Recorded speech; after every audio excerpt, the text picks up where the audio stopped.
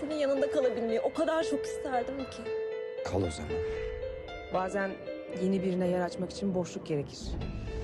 İyi günde sevmek kolaydır kızım. Halbuki aşıklar nasıl da birbirlerine yakışır. Sen aşktan ne anlarsın be? Sen gidersen mutsuz olur.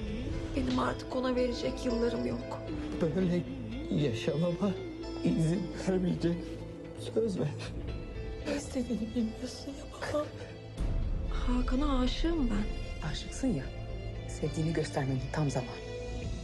Ben seni unutmadan ölmek istiyorum. Doğru zaman nasıl bileceğim? Bana adını sor.